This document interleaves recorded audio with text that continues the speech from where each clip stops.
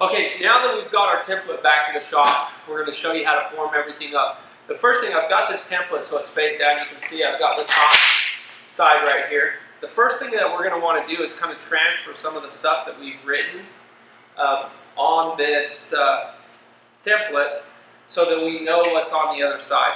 So you can see that the number one thing I want to transfer right here is going to be my sink center. I'm just going to put sink on this back side. Then I can put my finished edges, my wall. I'm going to put an F for finished here. W, W, W. This is going to be a finished edge. Finished. Finished. And then I've got my stove. Remember to put your stove. That's probably going to be, on this piece, it's going to be a different thickness than the rest of it. So then I've got my window. And then I've got wall. Wall. Wall.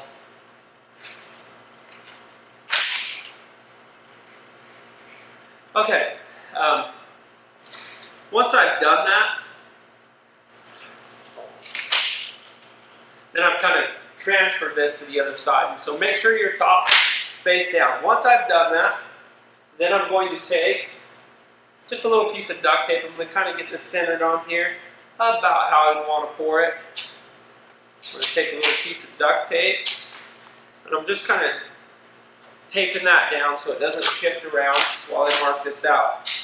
The next thing you're going to want to get, and you can get these at Walmart, kind of in the craft section, is a paint pen. This will ride on this quartz surface pretty well. If you use a melamine, you can just use a Sharpie, whatever you want. And I'm going to trace the whole outside of this.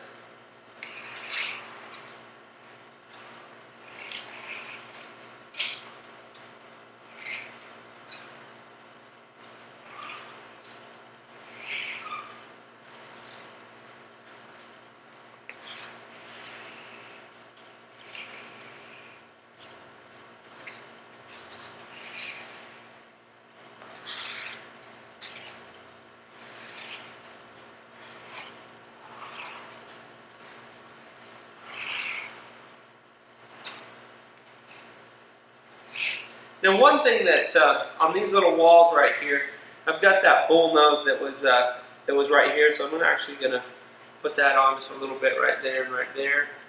That's something that you can write on your other side as well. Now that this is all taped down, then I want to kind of transfer where my walls are going to go. And I'm going to actually put these out a little bit further so I can still see them once I put on my form edge. And I'm just putting an F for a finished edge, W for a wall.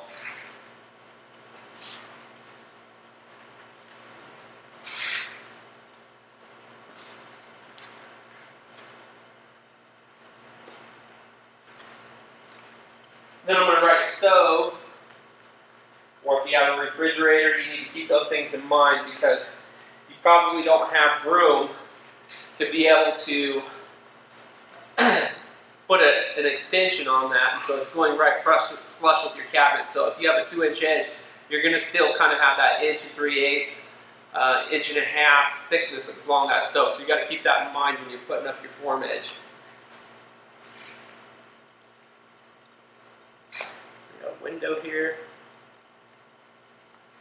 Okay, now that I've done that, now I can take my template off. And I can move that out of the way. Usually we like to keep these until the job's installed.